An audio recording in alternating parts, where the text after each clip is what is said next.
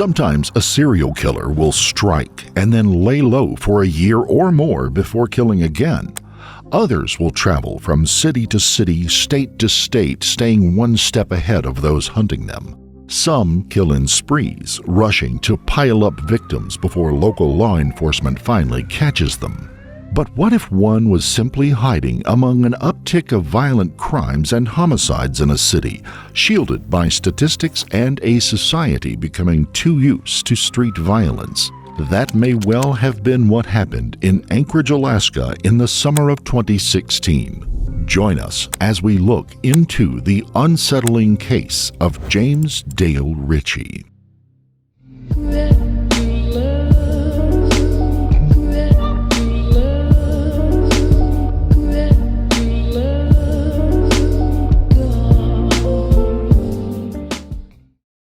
Before we begin, we would like to extend our deepest sympathies to the family and loved ones of the 5 known victims of James Dale Ritchie.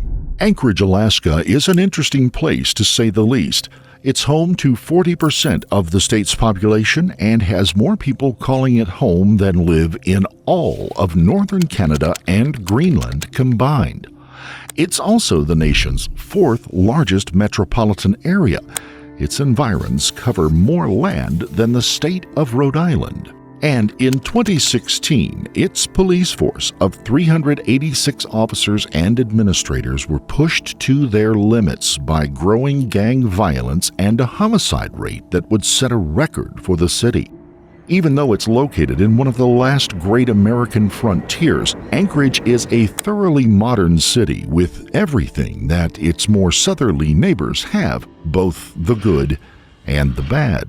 2016 saw it having a lot of the bad, and the longer daylight hours of spring and summer had only compounded a growth in crime. Functional daylight by the end of June and the beginning of July was about 22 hours long. People there, making the most of it, were out at all hours doing what people do. And early in the morning on July the 3rd, 2016, people living in the area bordering on Ship Creek reported hearing gunshots ringing out. Later that morning, around 7:45 a.m., a bicyclist traveling along the Ship Creek Trail between Post Road and Viking Drive called in to police that they had come across the bodies of a man and a woman. No one else was in the area.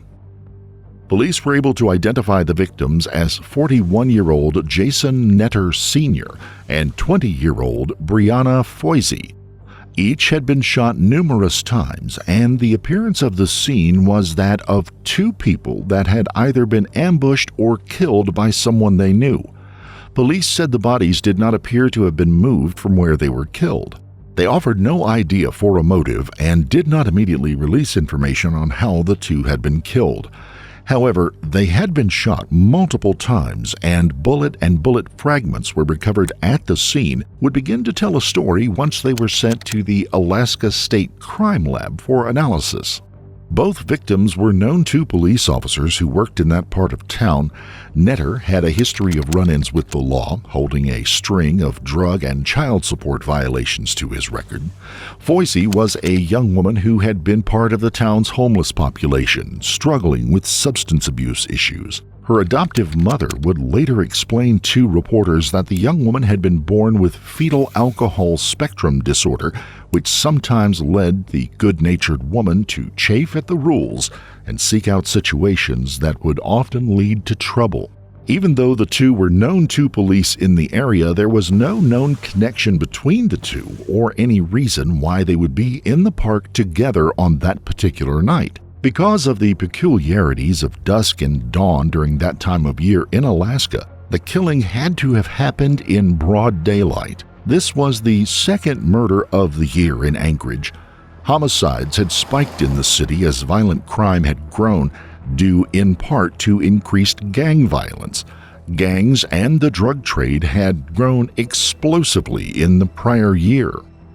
We had numerous shootings where we had 40, 50, 60 rounds fired that were all fights between gang members. For years, Scott Lofthouse was the head of gang intelligence for APD. he saw plenty of gang-related activity. These guys are dealing drugs, they're doing robberies, they're doing assaults, they're shooting and killing people.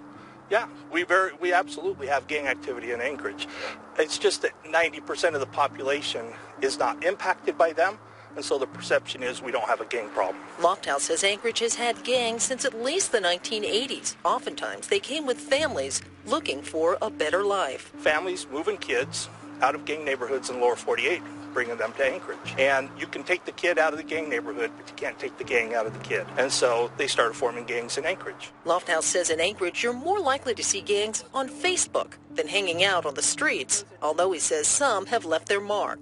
And Crip for life. C4L is Crip for life. I asked him if he thinks gangs will continue to be a problem in Anchorage. It's a choice people make, and that's the lifestyle they choose. So until you can get them to change their decision, change their heart, change their lifestyle, it's going to continue.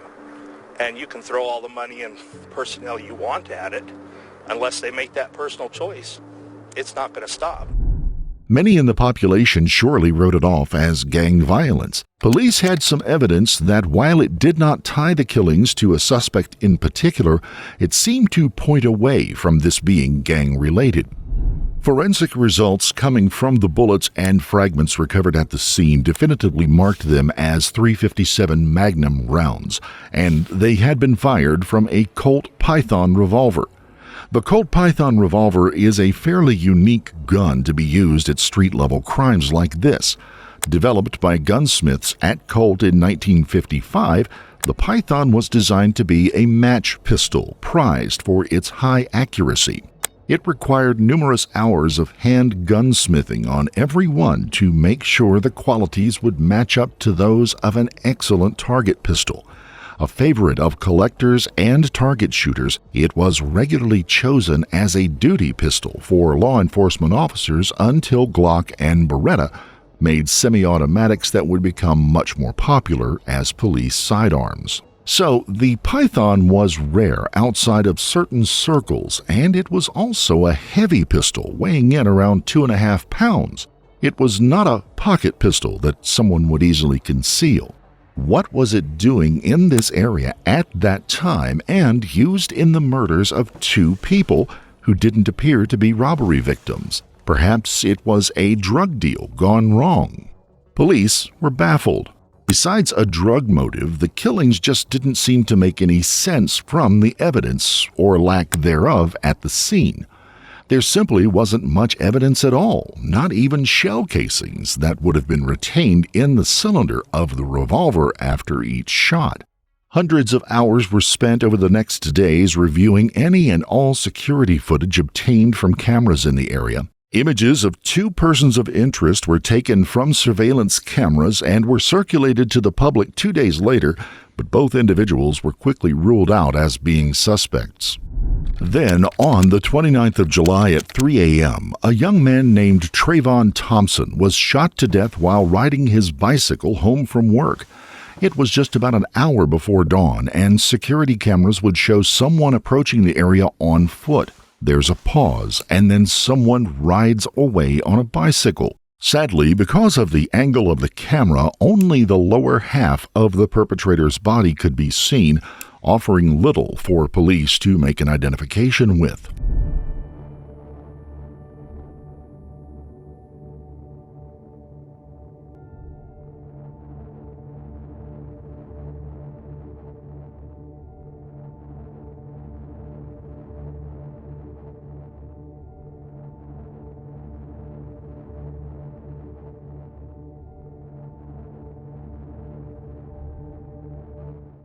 Police units were on the scene in minutes, but the killer had gotten away.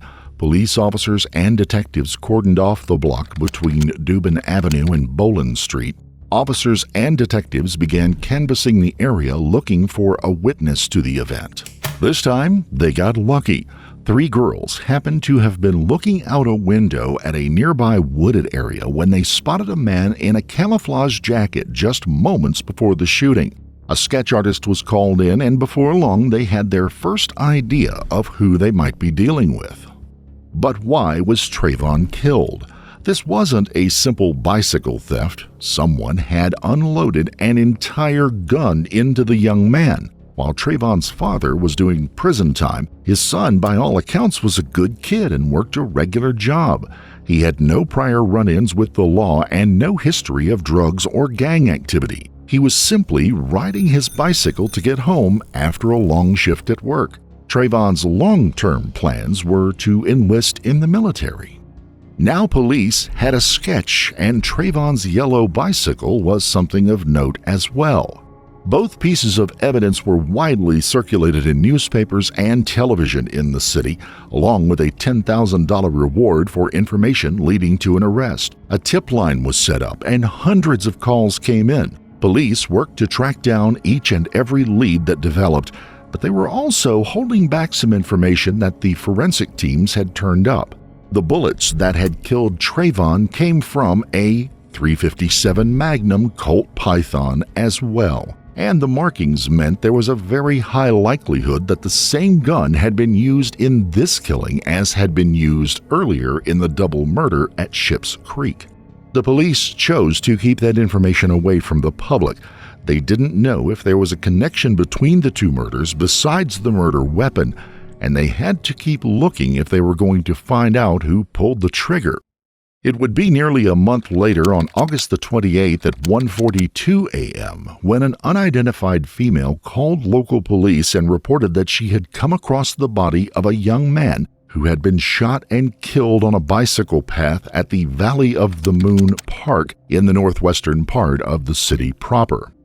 Police would quickly arrive at the scene and not find just one victim, but a second one as well. The second victim had been stuffed under a nearby pavilion in the park. The victims were 34-year-old Kevin Turner, whose body was found under the pavilion, and Bryant DeHusson, age 25. Turner was a homeless man who suffered from schizophrenia and bipolar disorder. He had been in and out of treatment and local homeless shelters over the years, but had been staying until recently at one of the city's homeless camps. The other man, Bryant, was a well-known young man who worked in environmental protection. His father would later tell police that he thought Bryant had gone out that night to ride his new Schwinn bicycle over to a friend's home, taking the biking trail through the park. Police figured that the killer must have been hiding the first body when Bryant came across them and was shot in turn. On the scene, forensic teams would scour the park for clues. Later, members of a local fire department would come out and hose down at least one of the picnic tables at the park where they surmised Turner was killed. In the coming days, Anchorage Police Chief Chris Tolley and Mayor Ethan Berkowitz would hold a conference with the press and local residents at the Valley of the Moon Park. Are we actually safe? It doesn't feel safe. We really feel for you, and we're here tonight for you. And don't permit, the drug dealers and the pimps and the predators and the thugs to take over blocks and parks. We're not going to roll over and surrender any part of this town to people that want to make it unsafe for anybody. Ideally, according to professional standards, there should be almost 450 officers. If you say don't go out then we've failed as a society. We've given up our public space. We can't do that. I think the advice I was trying to give is, it's tough out there. It really is. And you got to look out for yourself, and we got to look out for each other. That's the real message. I have heard that there might be a serial killer. The worst thing we can do is speculate and cause rumors to go about and so on. But why don't we put cameras on the park strip? The public was not comforted much by the conference and would have probably been more worried had the question of a serial killer been fully answered. Bullets found at the scene and in the bodies of the Valley of the Moon victims would also be shown to have come from a .357 Magnum Colt Python. Once again, probably the same gun used in the two prior killings. Behind the investigation, away from the press and public, police and the FBI felt they may in fact have a serial killer in their city.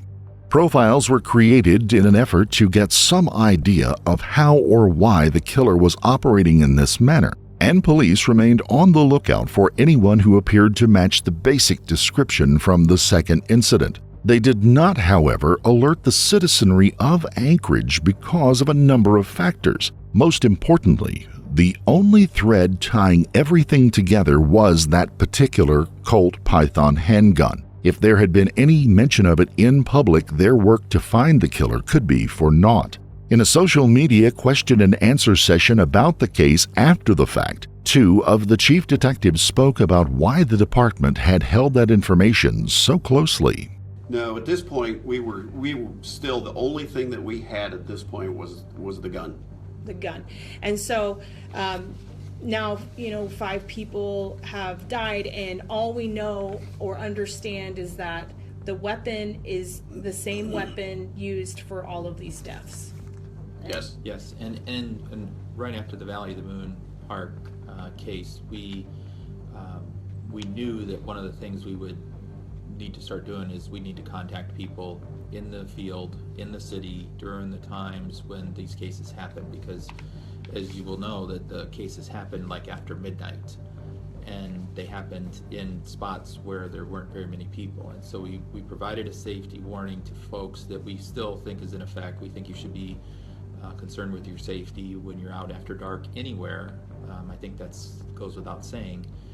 And we wanted to provide that warning for folks, and we wanted to make sure that we kept the integrity of the investigation so that the gun was not disposed of.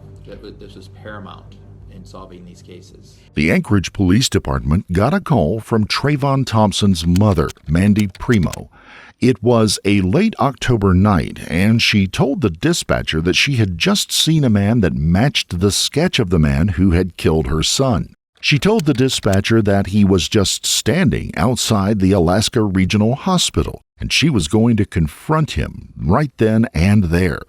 While police were dispatched to the area, another officer got on the phone with Mandy and talked her out of engaging the suspect. He had to remind her that she had an infant child in the back seat of her car, and she could not risk her life or the child's to try to corral the man. The man had disappeared by the time police arrived on the scene. Had she seen the man or not, there was no way to tell. A month later, a stroke of luck brought the entire situation to a head. On Saturday morning, November the 12th, 2016, a call came into the Anchorage Police Department reporting that a man had exited a cab, refused to pay, and walked away. Police in the area were alerted to be on the lookout for the man walking away from the scene near 5th Avenue in the downtown area.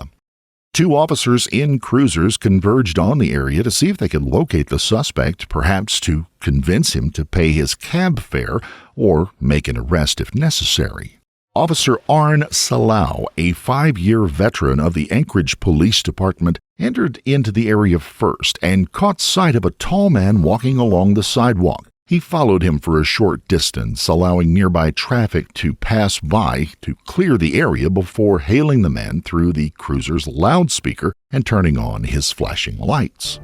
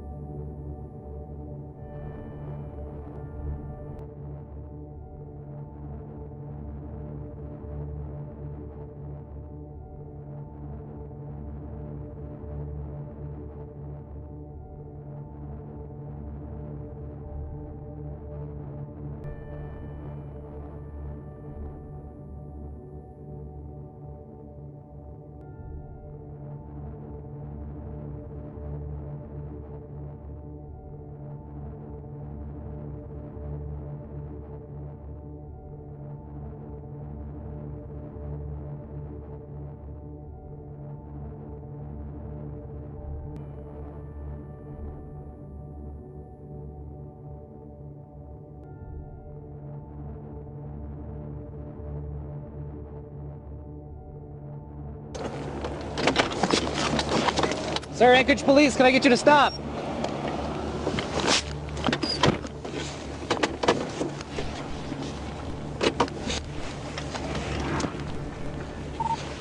$11.83, does it want to stop? I'll try to come off here at Home Depot.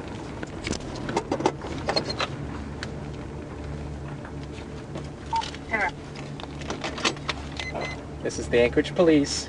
You need to stop. This is the Anchorage Police. You need to stop. The suspect turns and advances on the cruiser, pulling out a large handgun from under his coat and unloads the pistol into Officer Salau. The door of the police cruiser offers little protection, and 5 rounds strike the police officer in the lower body. Most of the bullets would travel upwards into his torso, leaving terrible injuries. 1 bullet would be lodged in his liver.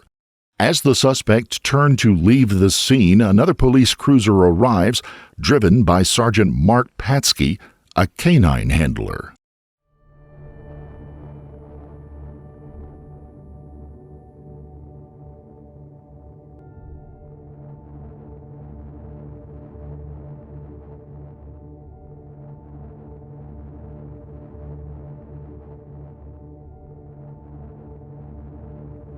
Sergeant Patsky would immediately return fire on the suspect, dropping the man just a few feet away from the other officer's position.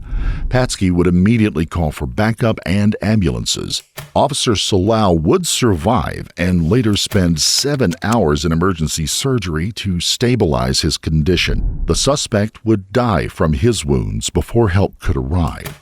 In the man's hand was a .357 Magnum Colt Python. It would be found to match all of the bullets recovered in the prior killings.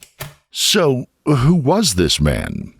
First off, he wasn't even the man who had skipped out on the cab fare. He wasn't even close to the description the cab driver had given. The man was James Dale Ritchie, a 40-year-old Anchorage native whose long history in the town once showed promise, then became problematic. Ritchie had grown up in Anchorage and had been a star athlete and a good student at Betty Davis East High School. He'd played both football and basketball on the teams that won the 1994 state football championship. In high school, strangely enough, he would be good friends with both the uncle and father of Trayvon Thompson. Quincy, Trayvon's uncle, was shot and killed the very day before Ritchie would head off to college, something that was said to have devastated the young man as he left home. Investigators could find no reason why Ritchie would, nearly 30 years later, kill the man's nephew, having to attribute it to nothing more than a chance encounter. Ritchie had an interest in studying engineering and wanted very much to attend college. An imposing 6'3" and heavily muscled, he was recruited heavily by a number of smaller Division II universities across the country, but Ritchie had set his sights on attending one of the larger Division I schools. He was accepted at West Virginia University and made it onto the school's football team, but he struggled mightily. Within a year, he had dropped out and returned to Anchorage. Things didn't go well for Ritchie once he returned, and before long he was involved in petty crime and drugs. In 1995, he would be arrested and charged with drug-related offenses. The following year, he'd be arrested and charged with promoting animal fighting. In 1998, he would be arrested for a drug-based home invasion. Ritchie, in a matter of years, had gone from being a star athlete to being a thug. It's just not in his character or his heart he's too much of a God-fearing person, believed in life and cared about people. He had a girlfriend, I guess, and they split up, and that kind of soured him on wanting to stay down there, I think. Doris Hilmer is an old friend and former roommate. He kept speaking on the fact that he missed being alive. He missed home. He wanted to come home.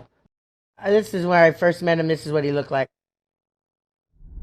At a trial in 1998, his attorney and his mother would speak in something of a defense for the younger man and his actions. I just felt like he was just a time bomb waiting to either be killed or to be in jail for the rest of his life. He was a good student. He played sports. He was constantly busy in activities and had planned to leave and go to college. Even though his grades were excellent, scored 1,200 on the SAT, and even though junior colleges and small colleges were recruiting him to play ball, he played both football and basketball, and he's graduating in '94. he felt that he wanted to play Division I ball. But what kind of life was he really living? His old roommate offered some insights to a local television news reporter. You know, these kids pit their pit bulls together for fights and stuff, you know. Or I remember you told me one time that one of his dogs, or somebody's dog, got a hold of a rabbit and killed it. And when you told me about it, it was just like he was crazy looking when he said. The kids sold drugs off and on. That's something that, you know, is knowledgeable. They all did it. And they'd rob people that sold drugs. They'd rob them for their drugs and their money. He was a good-hearted person, that he loved people, that he was harmless. He wouldn't intentionally hurt someone. Did this make him a killer, though? Another friend from back in those days told a local interviewer that he was more there for the show during crimes than for his ability to kill someone. It just wasn't in him. Most of them, to have a weapon or a strap as would be only for show. Most of them weren't clappers. Placed in a situation, they'd have probably... I couldn't wrap my head around it, and I kind of told Bobby, I can't wrap my head around him doing this. I can't. We've known him for a long, long, long time. But I've not seen him for 15, 20 years. He came home and something happened. I don't know what. Still, in the end, Richie was laid out in the street by a hail of gunfire after shooting a police officer. And he had used the gun that would be positively tied to 5 prior killings. There was no denying that, and within 4 days of his death, the Anchorage Police Department issued a statement stating that they believed James Dale Ritchie had been a serial killer and was personally responsible for the deaths of 5 people within their city. A statement from the Anchorage Police Department declaring Ritchie committed all 5 killings and that the case was closed is as follows. The Anchorage Police Department has concluded their investigation into James Dale Ritchie, who was fatally wounded in an attack on an APD officer, Arn Salau, last November. Homicide detectives have established sufficient probable cause to conclude that Ritchie was responsible for 5 homicides during the summer of 2016. As reported earlier, the revolver Ritchie had in his possession in November was linked to 5 homicide cases as the murder weapon. Homicide detectives were able to establish Ritchie possessed the .357 Colt Python before any of the killings and that he had acted alone. All of the investigations related to James Dale Ritchie are now closed. The conclusion of these cases could not have happened without the help of the public and other law enforcement agencies like the Alaska State Troopers and the FBI. Without their tremendous support, this investigation would have been immeasurably more difficult. Still, one has to wonder, even though Ritchie matched fairly well with the description of the perpetrator in the Trayvon Thompson killing, there is no other evidence beyond the gun linking the other homicides. The Colt Python in his possession was traced back to where it was purchased in 1976 by a resident of Anchorage. Over the intervening years, the gun appears to have been sold a few times and possibly even stolen, ending up in the hands of local criminals. Was it Ritchie's own gun fully in his possession throughout the time leading up to and through the summer of 2016? Well, it's hard to say. Guns in these situations are often held in hiding by someone and then distributed out to gang members or criminals for a single crime or purpose. As an old friend said before, a gun as large and as recognizable as a Colt Python might have been used mainly for strapping purposes to intimidate people more than to actually be used in gun confrontations. Could Ritchie have just had the bad luck of carrying that particular weapon on the wrong night when someone in Anchorage decided to skip out on a cab fare? If so, why did he turn and immediately try to shoot and kill a police officer? What made him make that decision if he wasn't feeling the weight of past murders weighing him down? We may never know, and the only person who does left behind nothing of why he did it, much less if he actually did commit those prior crimes. If you found this case compelling, don't forget to like the video, comment down below your take on it, and please subscribe to the channel. Also, hit the notification bell in order to stay up to date each time we reveal a new shocking case. Until next time, stay safe and keep your eyes peeled. You never know what's lurking in the shadows.